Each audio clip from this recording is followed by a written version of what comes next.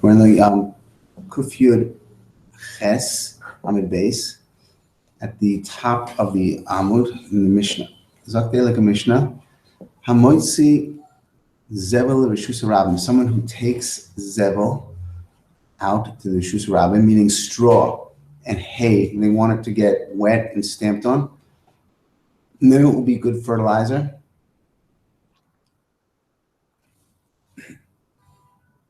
The person takes it out, and it has to be immediately taken away by the person who wants to use it. It shouldn't be left around for a long time.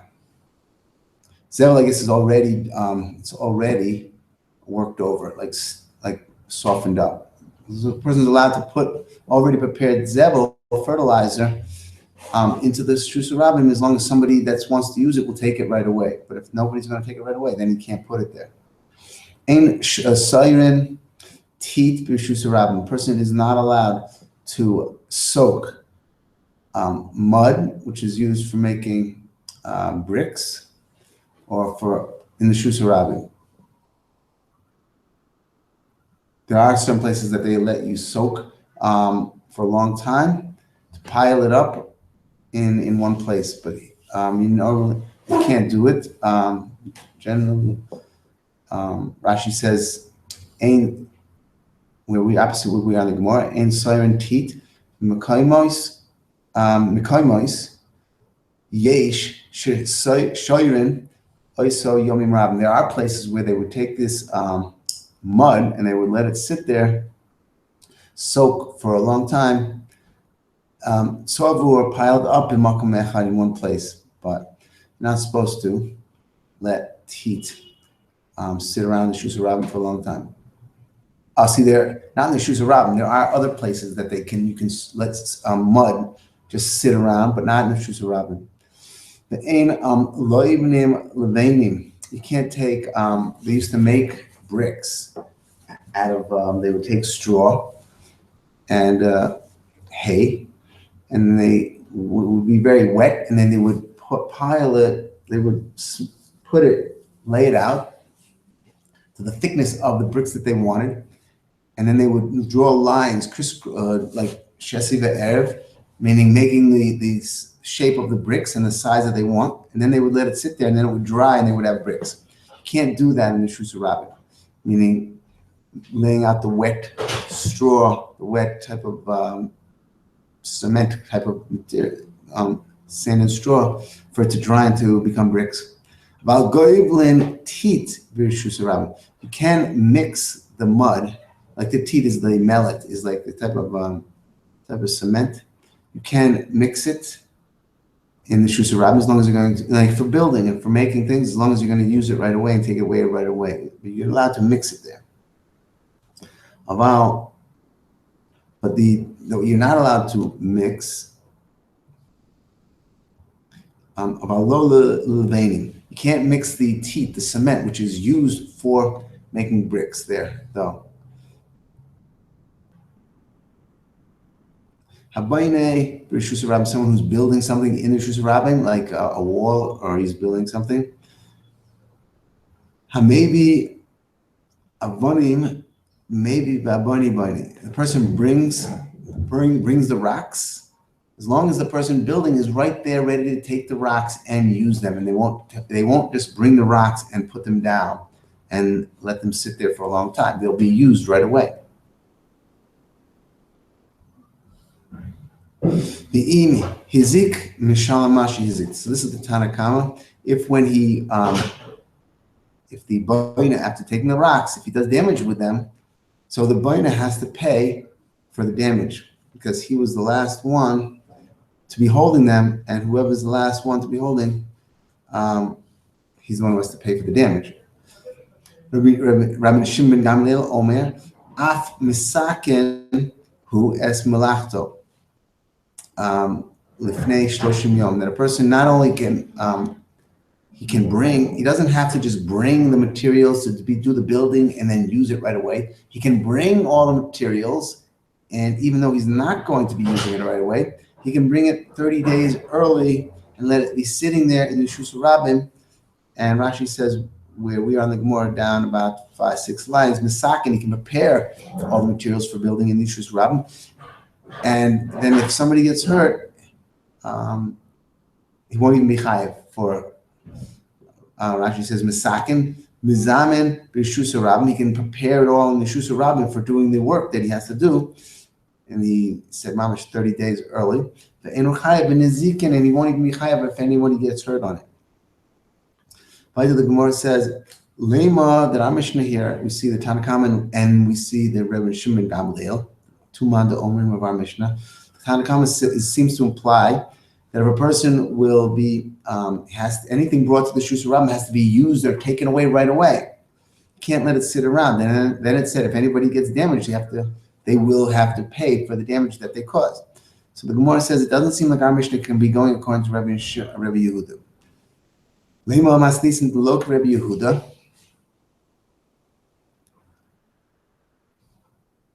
The time we learn in a brayso, Rebbe Yehuda Omer, b'shas hoitzos zevalim, adam moitzi zvala l'yishus rabbim v'tzoy v'ray.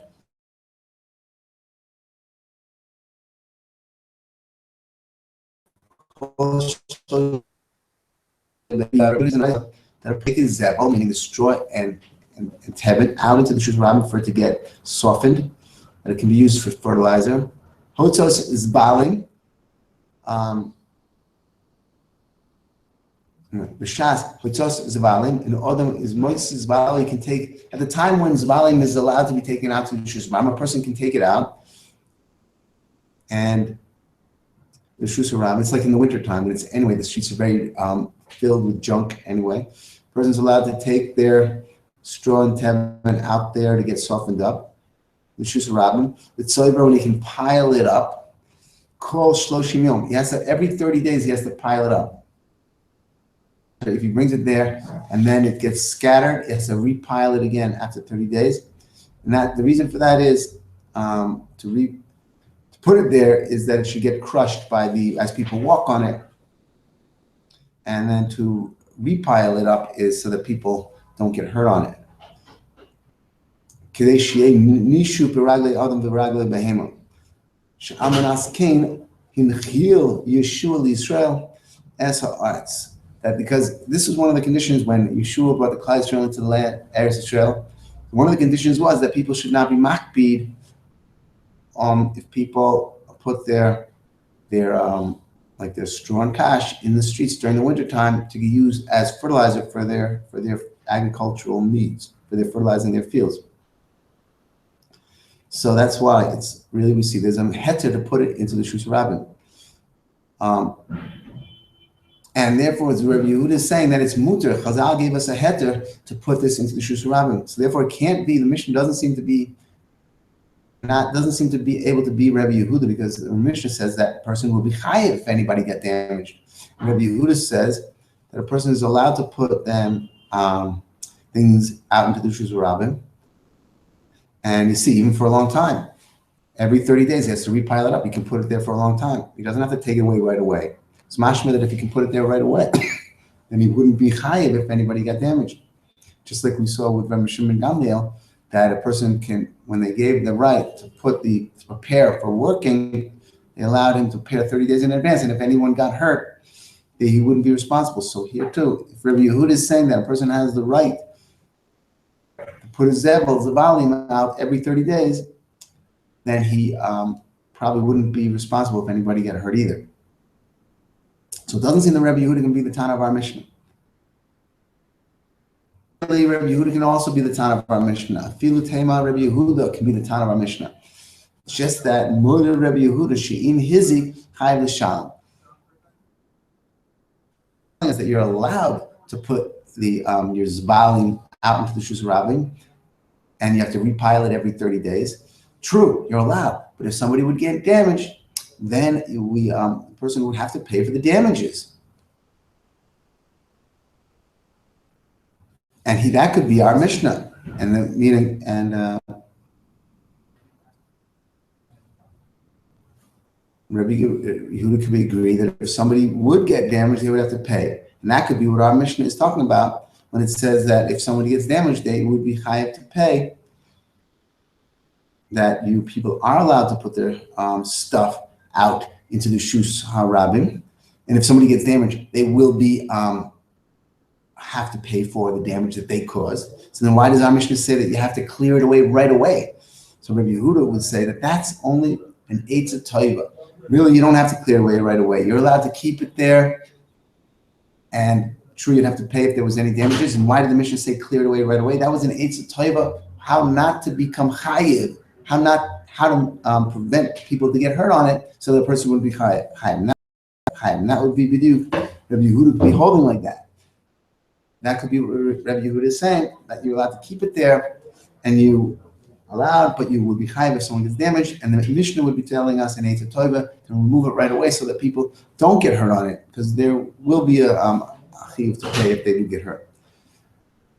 Rabbi Yehuda holds that that person could be chayiv. Here we have a kasha about Tanan. We learn in the Mishnah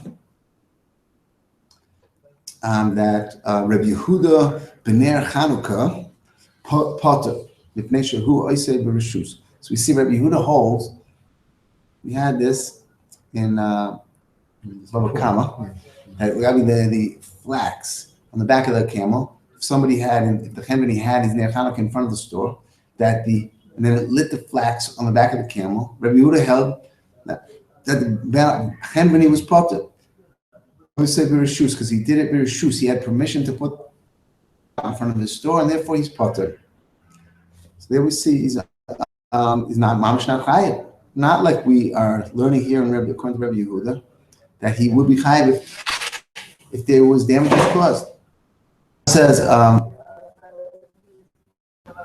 the Beis Din, isn't that case of the camel talking about the Beis Din gave them permission to put the Chanuki in front of the house, and therefore that would have been exactly the same case as putting the Zabalim in the street.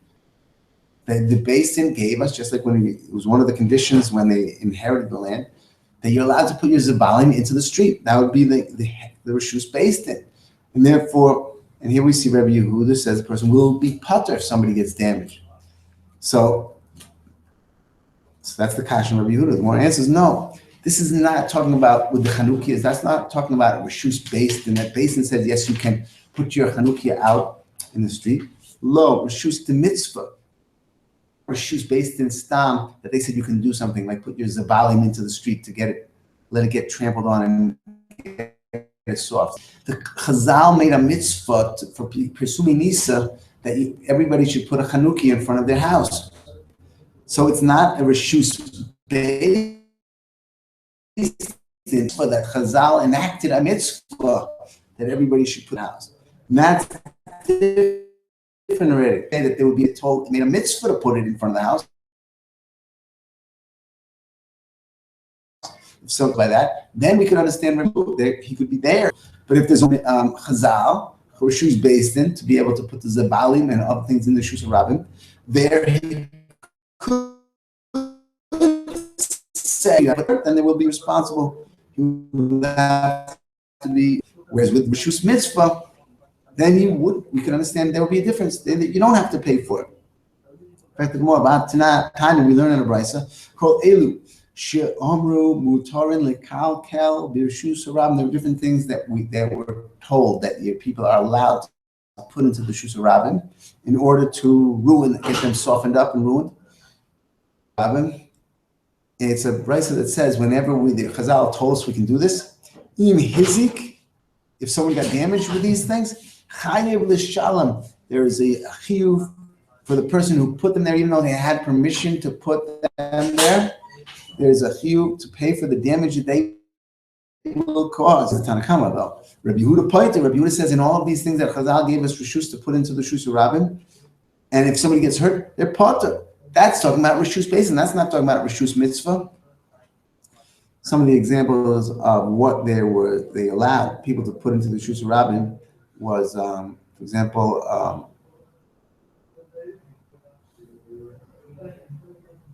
like this case, put the Zabalim in the Shus HaRabim, or to put to open up their biyuv, their old water, and to allow their old water to flow into Shus HaRabim, or to shovel out their they're like storage areas that during the rainy season, like manure out into the street. All of this they were given reshus to do. And then Rabbi Yehuda's shita was that even though they were given reshus, if a damage will be, the Tanakama said if damages will happen, there'll be a chiyuv. But Rabbi Yehuda said if damages will happen with this, there'll be potter. So that's not like we were just learning Rabbi Yehuda, that when it comes to reshus based in that they would be chayav. Rabbi Yehuda says before with reshus based in person any damages, there will be a patur. So therefore we see that it really does seem that Rabbi Yehuda cannot be the Tana of our Mishnah. Because like our Mishnah, Rabbi Yehuda does seem to be saying that there will be potter or any damages will be potter. And our Mishnah says that if there's damages from the Zavalim, that there will be chayav.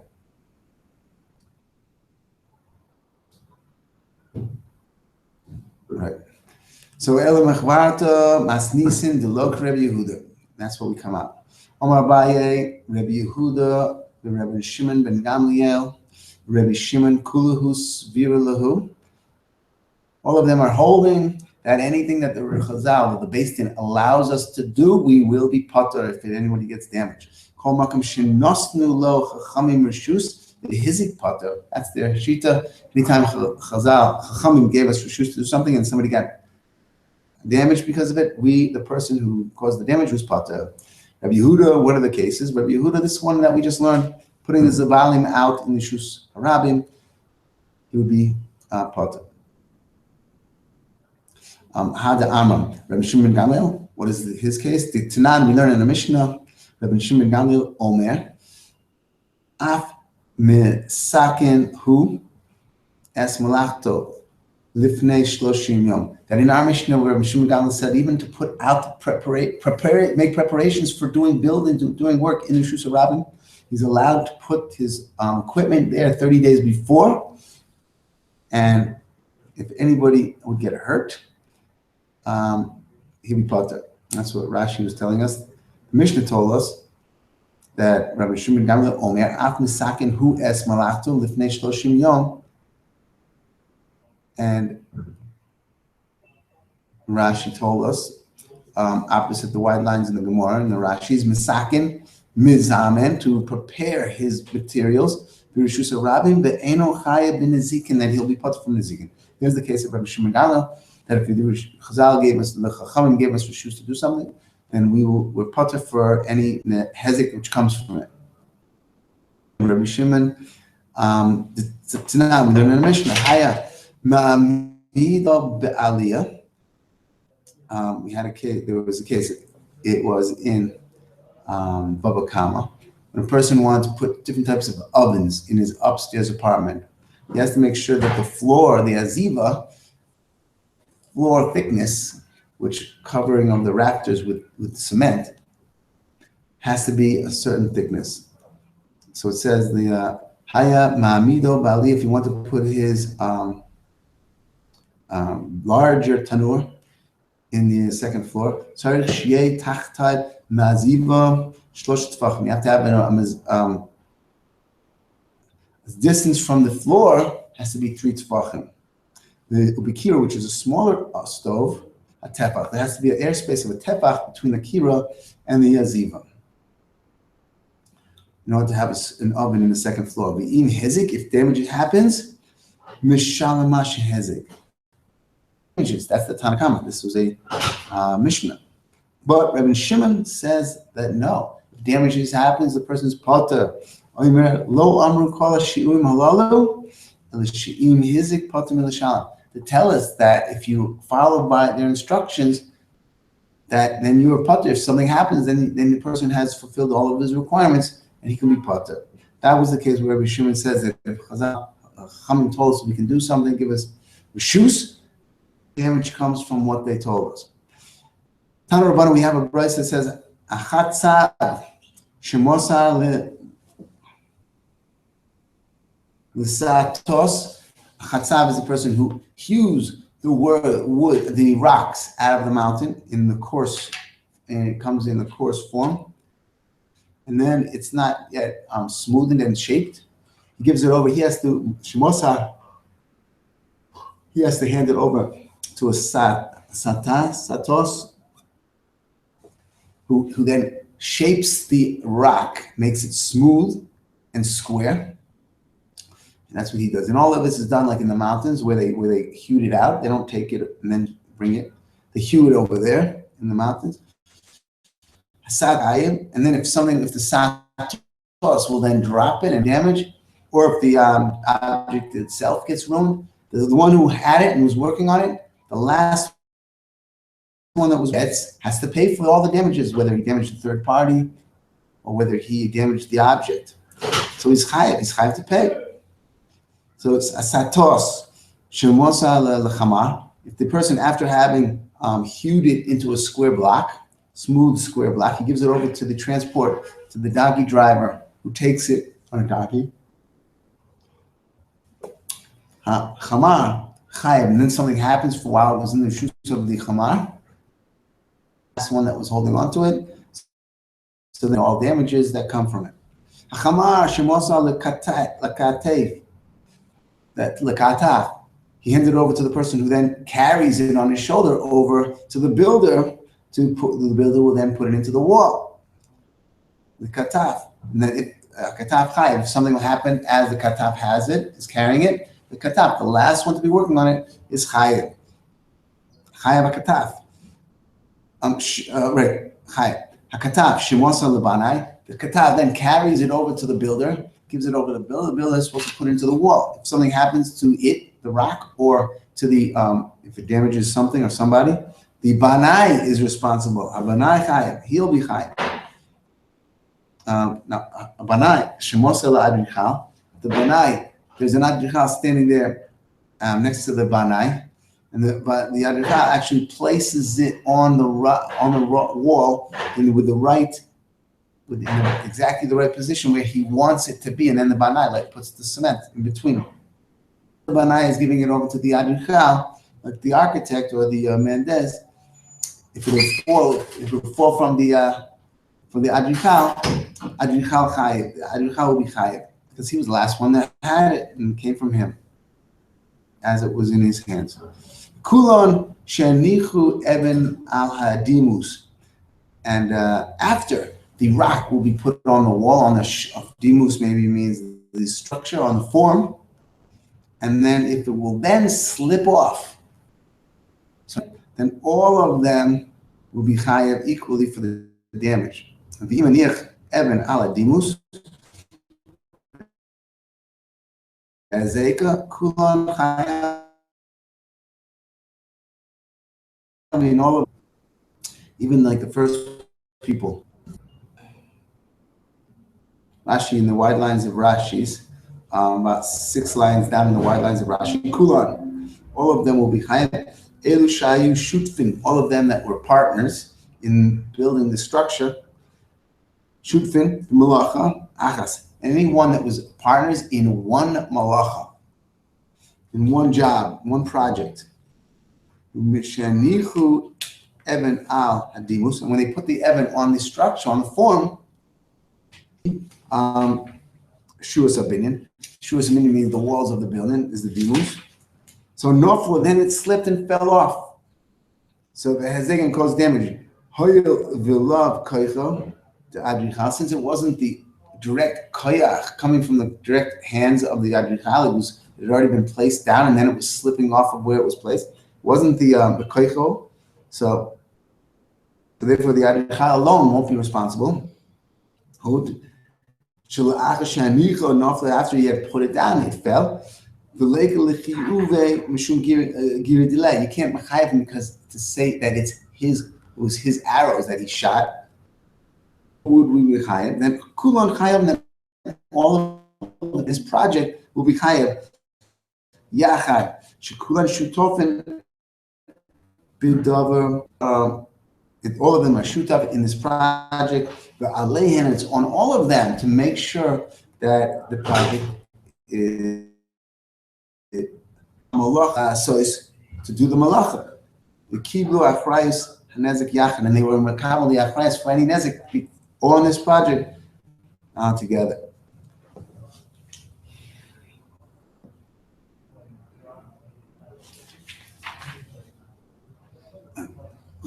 Back in the Gemara, just before the Mishnah, Kula and Chayovin Nisham.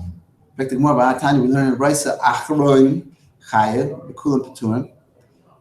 Up until now, we have a Brisa that says that the last person that is dealing with the object will always be the one that's Chayev, and everybody else will be part of it. It's a Brisa, which is learning totally different than this. That was when each person was subcontracted and was hired just to do that particular job. They weren't on a completed opinion. Each one was just doing his small part. All slips off the wall. That's when they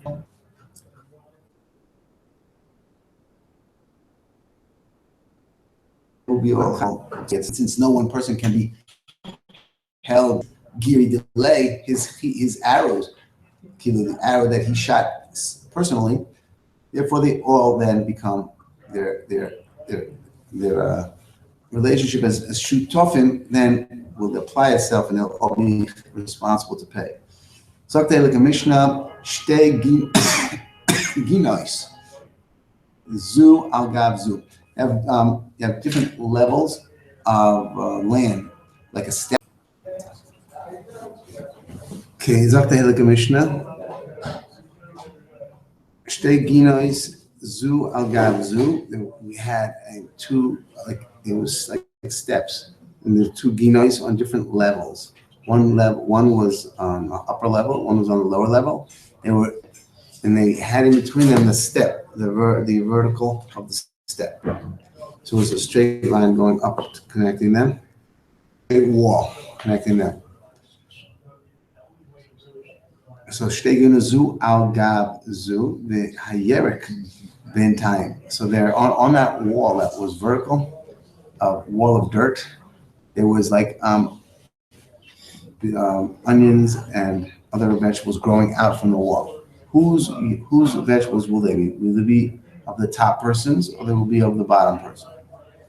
The Meir Omer Shel Elyon, that the yerek which is growing out of that side, that vertical wall, belongs to the person, the upper gina. Rabbi Yehuda Omer Shel Tachton, it belongs to the lower gina. Omer Rabbi Yehuda, the reason why he's holding that the vegetables belong to the person of the upper gina. Let's see, Rashi. And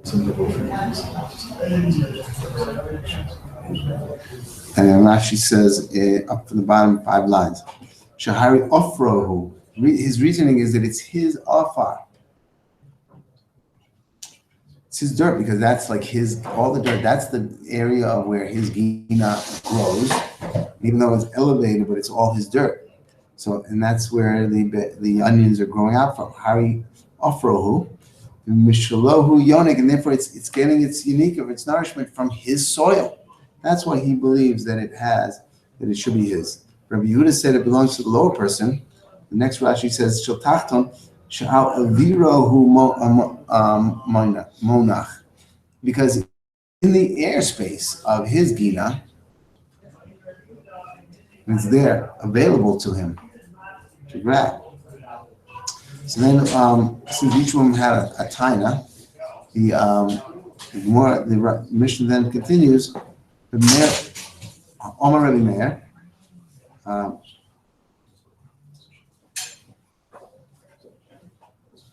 and second line down in the Mishnah, Omer Rabbi Meir, Im Yirtzah Elyon Likat Es Ofro.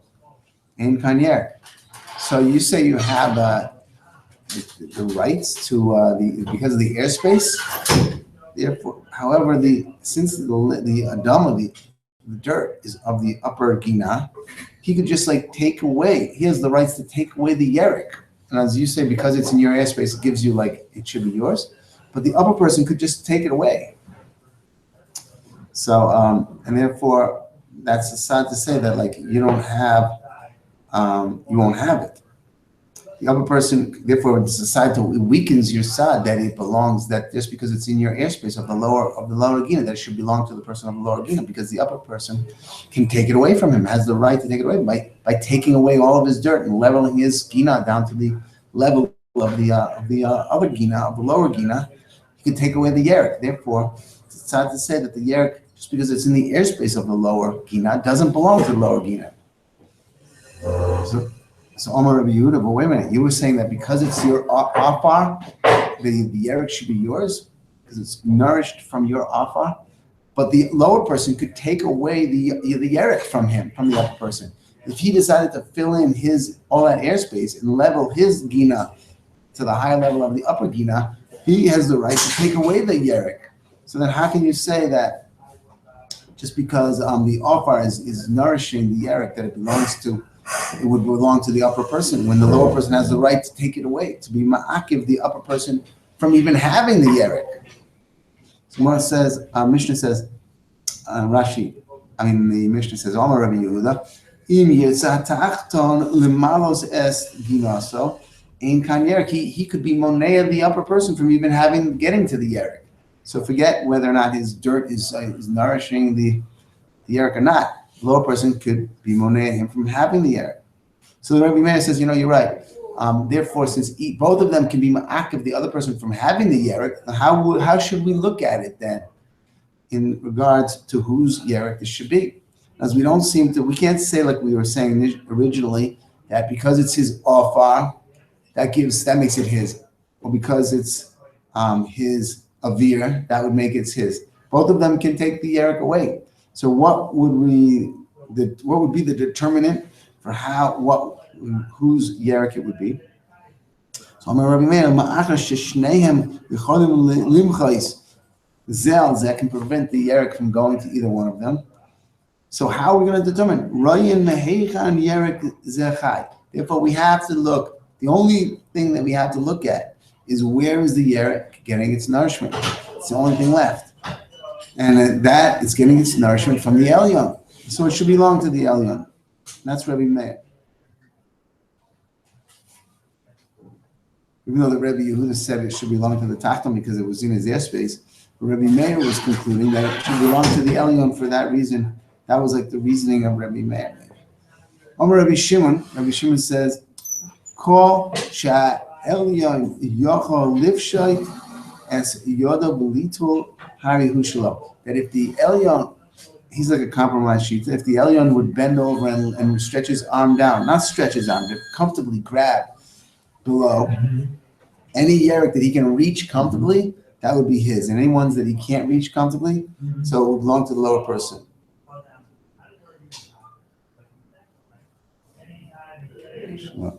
Bashar and all the rest, shalak tachton, that's the Mishnah. All the rest that according to Rabbi Shimon, what the upper person can't reach comfortably, that would belong to the lower person. So that's the Gemara. Amar Rava, the ikroi. If you look at the root of that yerek, if we would focus on that root, up until now we didn't know what they were focusing on, whether they're focusing on the outer plant, the green plant, the leaves, or they're focusing on the whole root, even though we're talking about an onion, which is a root. Amar Rava, the ikro. If you would look at the root, there wouldn't be any machlokas between Rabbi Meir and Rabbi Yehuda and Rabbi Shimon. Kuli alma lo paligi de Elyon heavy, that it should belong to the Elyon because it's his soil. That's the just like Rabbi Meir says, the soil, it was his off-row, so it's true. And therefore, if it was the roots are in his soil, they would be his. And when Rabbi Yehuda said that the airspace, because it was his airspace, that he had a claim to the plants, that's because he's not talking about the roots. He would agree with Rabbi Meir that if we're talking about the roots, it would belong to the upper person. But it's because the leaves, which are coming out of the ground, are in the air. So then Rabbi Yehuda says that the lower person therefore has a claim to it because it's in his airspace. So if Kuliyama lo Paligi the Elyon, if we were talking about the roots, keep Paligi, where is the machlokas between Rabbi Yehuda and Rabbi Meir? I guess Rabbi Shimon also. Begufo, Benofo, when it's talking about the plant, the leaves that are hanging in the air. Rabbi Meir Soba Shade Gufa Basa Ikro, that we would then consider the leaves to go follow after the roots, and the roots are embedded inside the soil of the Elyon. So the Nova, meaning the leaves of the plant of the Yerek, would also go after the roots and would be considered of the Elyon. Rabbi Yehuda, so of our low Amrina Shadik Naifo Basar Ikra, we don't say wherever the roots are, that's where the leaves will automatically have the same din. No, Rabbi Yehuda held that we would look at the airspace, we would give it to the lower person because the leaves are in his airspace. And we see that they're going according to their reasoning. But Azal Tamayu, Vitanya is a gears to change over here. Vitanya Nami Hachi. We have a case a brisa which is similar to this idea that we see Rabbi Meir going after following after the roots, and wherever the roots are, and then dragging the upper part after the roots. And where Rabbi Yehuda wasn't doing that even though the roots would be in one place, we saw Rabbi Yehuda not drawing the upper part after the roots. It's a brisa. Here's a V'Tanya Nami Hachi Mekach V'Memcha Ki Haygavna, similar case. Tanya HaYotze. We have a brisa that says HaYotze Mina Ageza Umina Shoroshin Shoroshin. Hari Elu Shobala Karka. Case was when a person had karka and he sold somebody else one tree on the karka. So everybody agrees that when you sell one tree, that the land that the person who bought the tree doesn't have any part of the land. There's a machlokas over there. It's in Bava Metzia, whether or not if a person buys two trees, if he's buying the land between them and around them. But everyone agrees that if you're buying one tree, that he doesn't get any part of the land that's around the tree. So a person sold one tree, and in that's what they said. There's a yotzim and a gezer. Suddenly, from the trunk of the tree, another tree started sprouting out. It wasn't just a branch; it was another tree. So, umina shiroshin, and then there was another case, and then another one came from the roots. Rashi explains that it's explained what is a gez and what is roots. Gez is anything above the ground which the sun reaches, and shroshim is anything below the ground which the sun doesn't reach. So then another tree, small tree, started growing from the roots of this big tree that the person had bought. So Hari Elu Shobala Karka, both of those little trees, that one, whether it grows out of the trunk of the big tree that was sold to somebody, or whether it grows out of the roots of the big tree that was sold to somebody, according to Reb Meir, it's all getting its yinika from the roots of the big tree, ultimately from the offro of the Bala Sodeh. So he will therefore own those trees. In terms of Mekach B'Memkar. Rabbi Yehuda Omer Min Hageza, if you look at if it grows out from the large trunk, so then it will belong Shobala Ilan. That'll be of the person who bought the tree. Because we don't follow back down to the roots. We look, that which is above ground has nothing, is owned by the Bala Ilan, is not connected necessarily back to the roots. So anything which would grow from the above ground, from the Geza, would be of the Bala Ilan also. Minash Shirashim, anything that would grow. And if the small tree would grow out from the Shirashim, which is coming from the ground, so Rabbi Yehuda would agree that would be of the Bala Karka, Shul Bala Karka. Then we see it, even though these two cases, this case of the tree, together with the case of the Yerek growing from the side of the Ginot, is not exactly the same. But in that respect, that whether or not we see that, like we see Rabbi Yehuda not following that which is above ground, not following it back to the Shirashim, so that we do see. That's what it was brought for. So the Gemara says, and that was the second case, which shows that point. We have a third case. With Tanan, we learn, it's a Bryce of Vitanya. It's a Tosefta in Orla. Vitanya, Nami Gabi Orla. Gabi Orla, Ki Hagab, in the case of where there was one person owned the tree and the other person owned the karka underneath. And then these small trees grew out from the Geza or from the roots. So the big tree is not Orla because it's already been around for a while. like more than 3 years. But the new tree is new. And so maybe it'll be Aser, the Isser Orla will apply to it. It's going to be the Isser. So Ki Gavna, Ilan Hayotzim and Geza, which comes out from the Geza. Min Shroshim and came off from the Shroshim. Chayev Orla, Dibra Rebbe Meir. Rebbe Meir is going to hold, it's going to be Chayev in all Isurei Orla.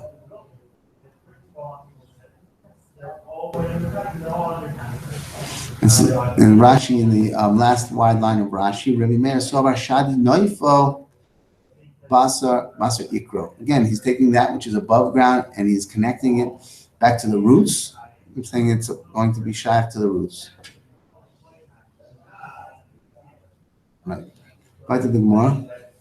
Rebbe Meir, Rebbe Yehuda Omer, Min Hageza Potter. If it's coming from the big trunk of the tree, which is above ground, it will not be shaykh the Isser of Orla because it'll be shaykh to the old tree, which was already more than 3 years old.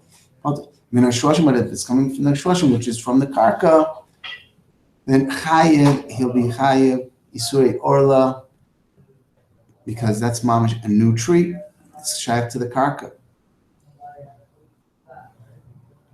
Rashi in the narrow lines, where we are on the more down 3 lines, Chayev Orla, Garcina, the Rebbe Meir, the Ilan who La'atzmo. We're going to say that this tiny tree coming out is going to be a tree b'fnei atzmo, even if it's coming from the Geza. Why? The Geza asamach l'karka. Because it's, we're talking about, by the way, the Geza,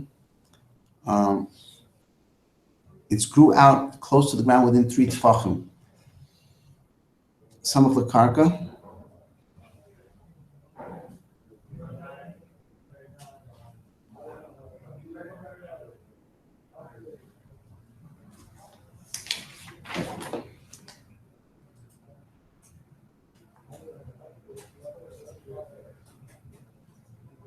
So then it's considered of the right.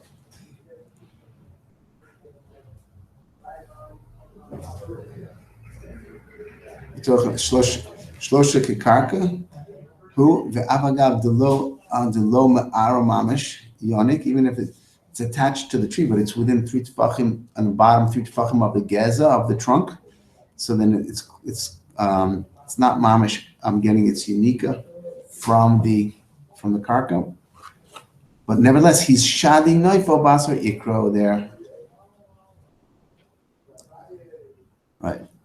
But so, and we said Rabbi Yehuda, 3rd line down in the Gemara, Rabbi Yehuda Omer min hageza potter, because that's a new tree, min hashroshim chayev.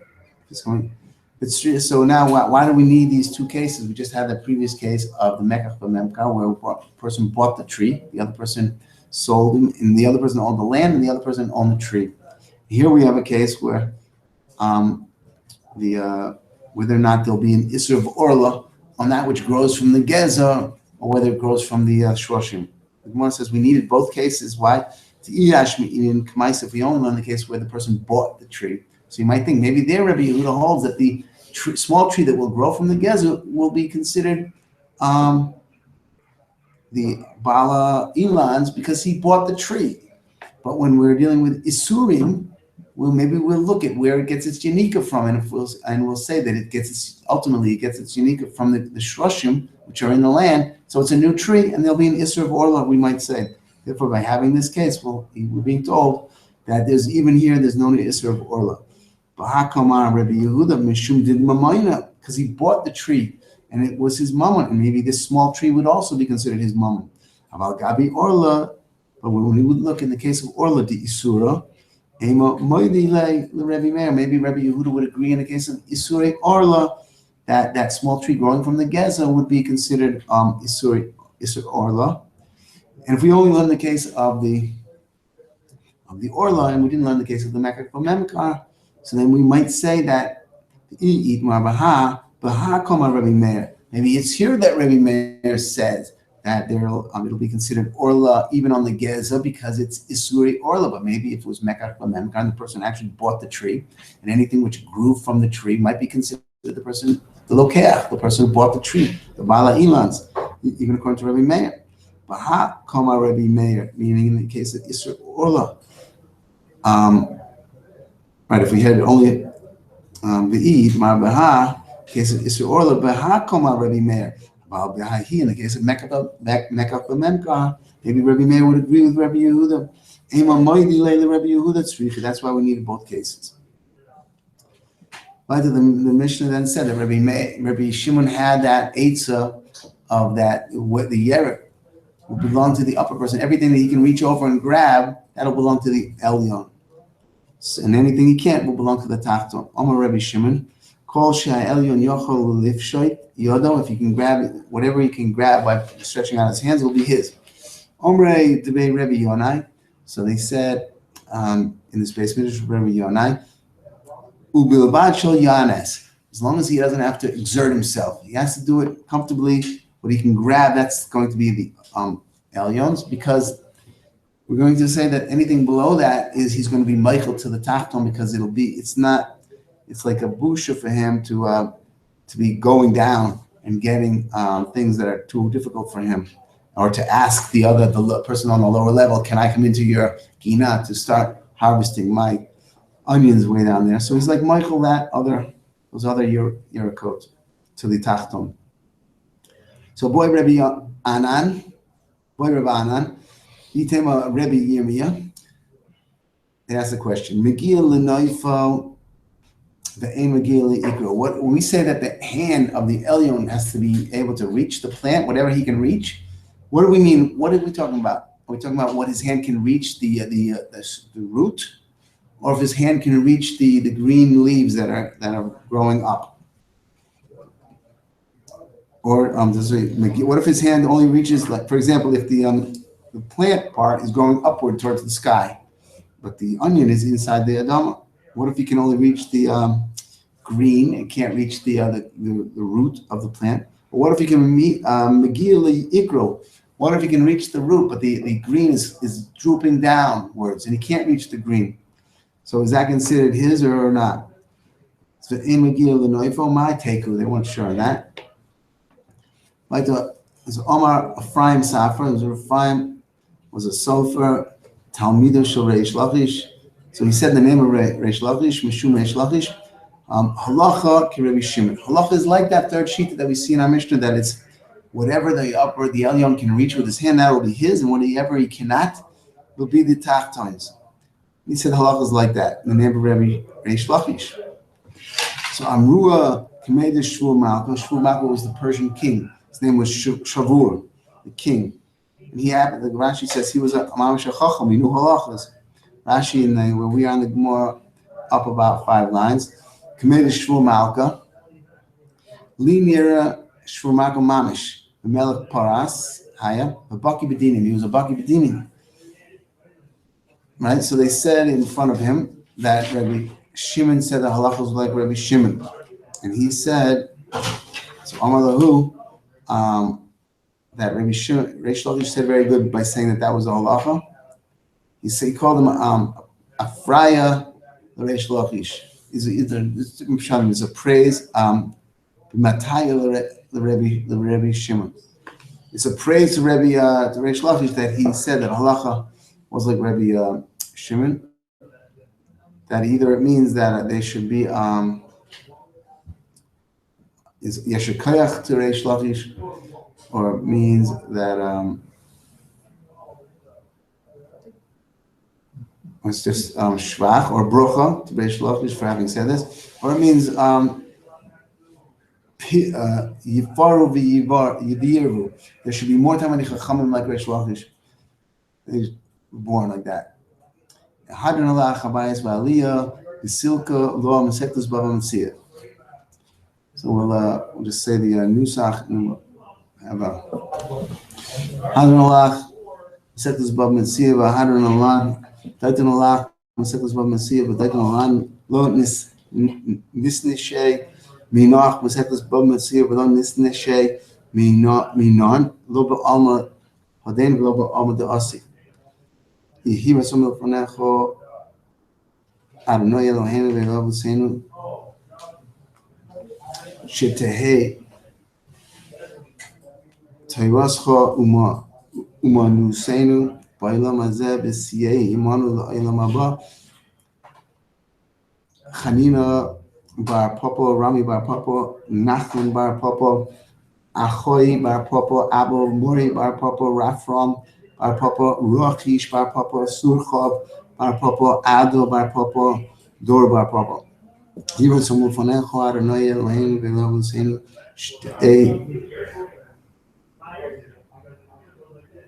Oh, I was supposed to say the above part 3 times.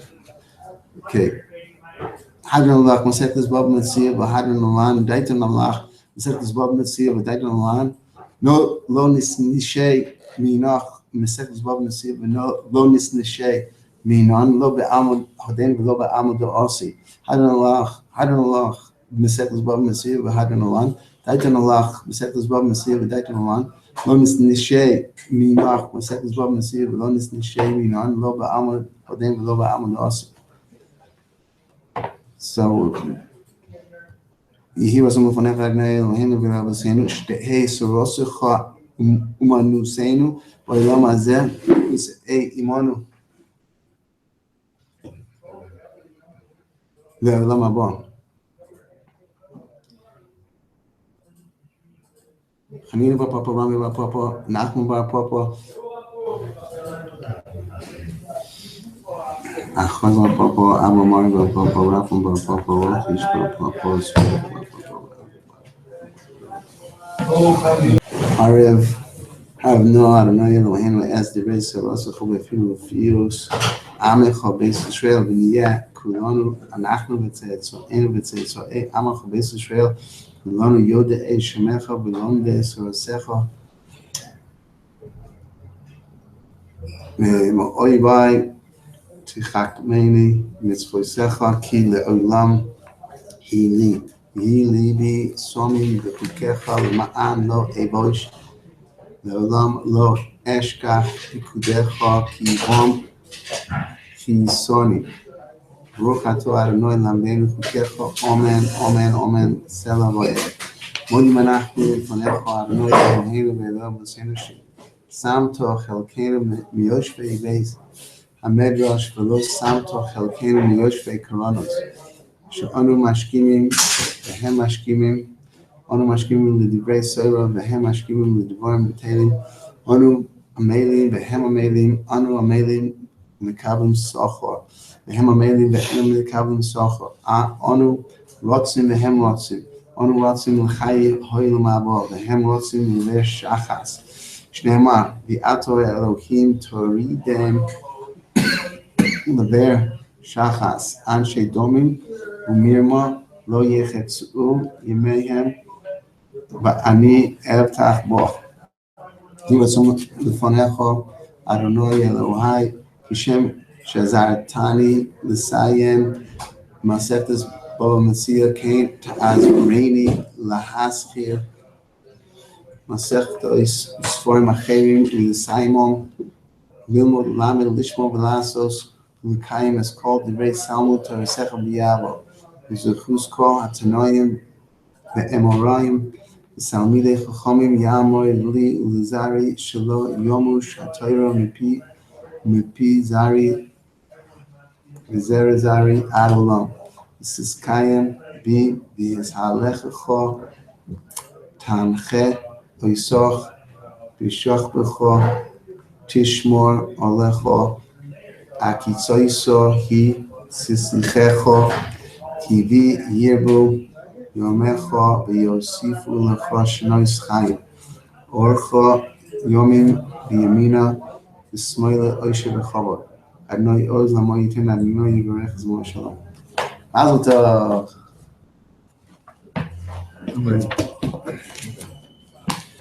What about the Ragalach? What about the Ragalach? Not saying, but here, I brought it in case you want to start.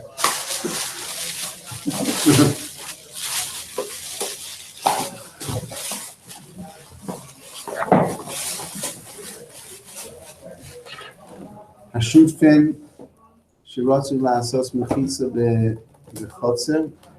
They want to make a separation in the Mechitza and the Chotzer. Bainim Es HaKoisel, they build a Koisel, the Ems in the middle between the two sodos. Malcolm Shinai Libnois Gavir when they use the